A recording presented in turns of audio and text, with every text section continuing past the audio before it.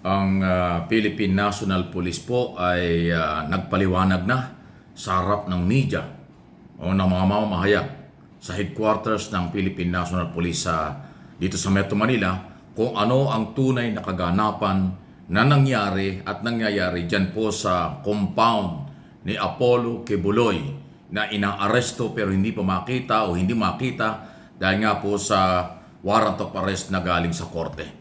Pakinggan po natin yung pahayag ni Colonel Jean Fajardo, ang tagapagsalita ng PNP kung ano talaga ang nangyari sa side ng PNP simula nang sila'y pumasok at anong karahasan ang nangyari at katotohanan sa loob ng compound.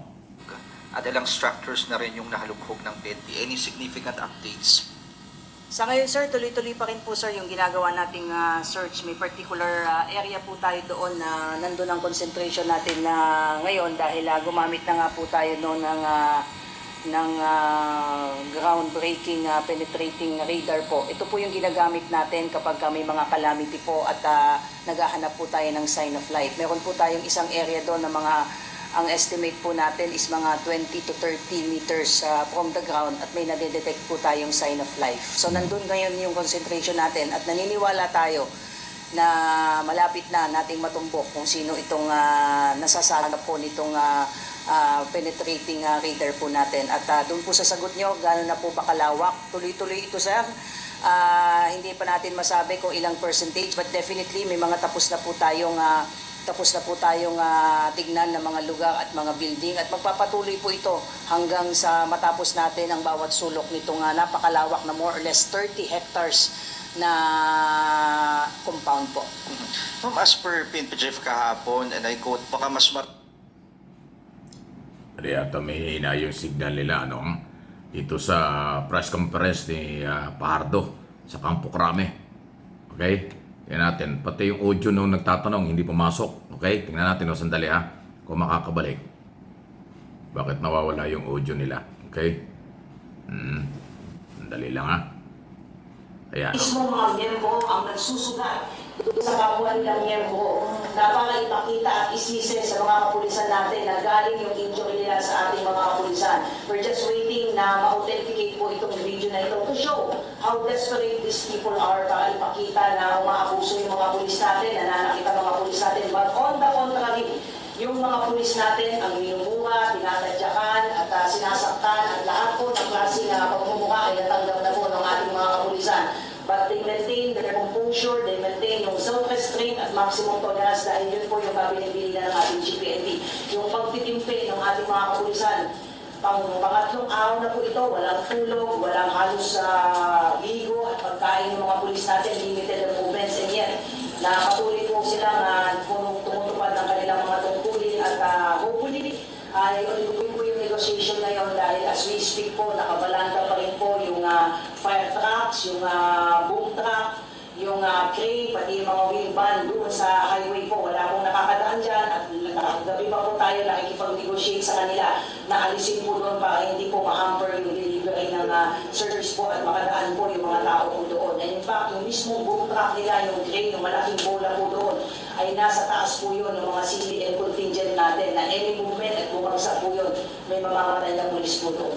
So ganun po yung sitwasyon na yun doon, but the situation remains manageable. Open po ang PNP sa negotiation, no less than the regional director, si General Torre, ang nakikipag-negotiate. Naalisin na nila yung mga nakabalandang sasakyan po doon dahil base po doon sa permit na ibinigay po sa kanila. Ang pinayagan po sa kanila ay magkaroon po sila ng vigil at prayer rally at candle lighting doon po mismo sa loob ng KOJC. But what they did last night po ay bigla po sila nagkaroon ng lightning rally, kung ano-ano po pagkakaroon. Yun ang malinaw Yung permit pala na galing sa Office of the Mayor, ni Mayor Baste, ay permit para lang magkaroon ng prayer rally sa loob ng compound.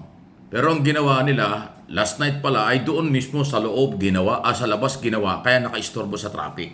At yung isa hong pinabanggit yan, medyo naputol lang doon sa bandang huli, sa bandang unahan. Pero sinasabi niya, ano yung pagkakabanggit ni Colonel Fajardo? Grabe Yun daw pong mga member ng Kingdom of Jesus Christ ni Apollo Quebuloy, nagsasakitan.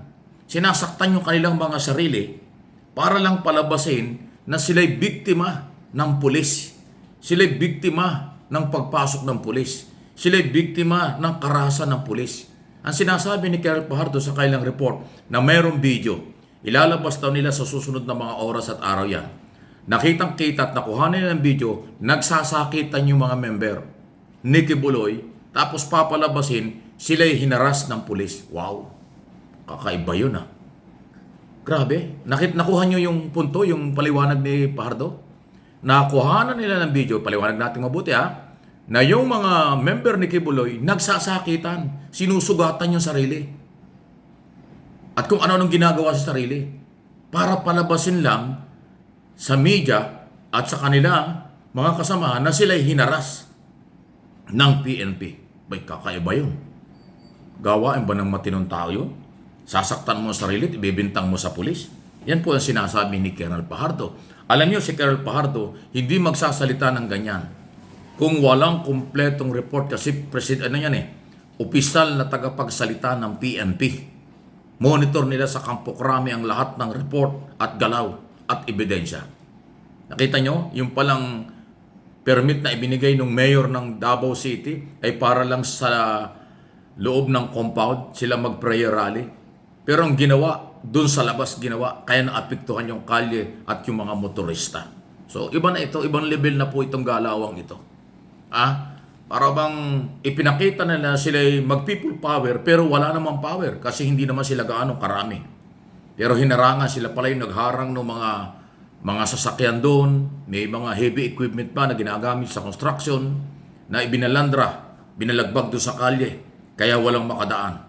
Mabuti nilang ho at nagawan din ng paraan after 24 hours o 2 araw natanggal po yun.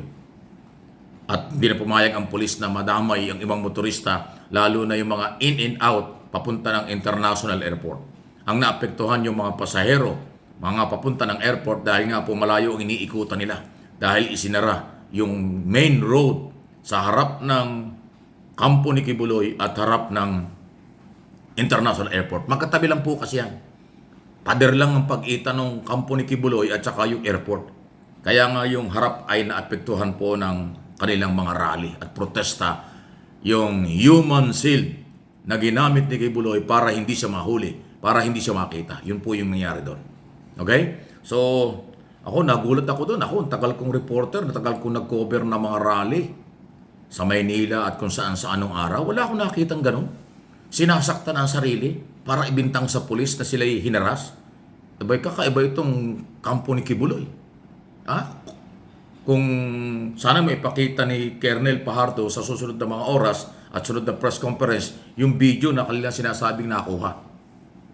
Nakuha na nila ng video na nagsasakitan yung mga sibilyan para palabasing pulis ang nanakit sa kanila. For publicity, for gimmick, drama. Wow! Ano yun? Kakaiba yun Okay?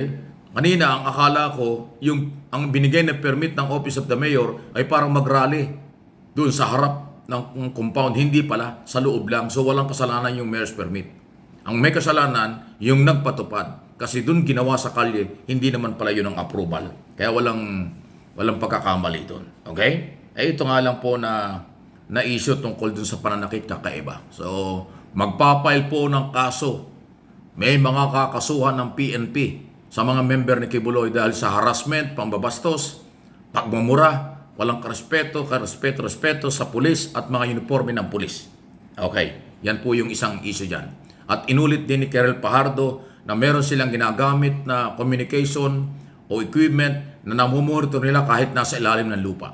Parang yun pala yung ginagamit halimbawa sa mga landslide o earthquake, natabunan ng pader, natabunan ng lupa, nadidetect nila kung may tao sa loob. Yun pala ang ginagamit. Kaya yung sinasabing namumonitor na merong 7 kasama, pang-8 si Kibuloy na namumonitor ng PNP. Kung sa ilalim ng lupa, dyan sa loob ng compound na yan. Kaya, hindi sila umalis. Sa tunnel o bunker, doon namumonitor ng equipment na yan na merong 8 tao. May kasamang 7 pa. Si Kibuloy doon sa ilalim, doon sa bunker kung saan siya nagtatago. Aba, kaabang-abang ito. Parang pelikula, madrama, maaksyon. Itong galawang ito, dahil sa warrant of arrest na pinatutupad ng PNP, Nagmamatigas si Kibuloy, nagmamatigas ang mga kanyang mga member, ayaw sumuko, ayaw magpahuli, kaya umaabot po ng ganyang katagal ang drama dyan sa Davao City.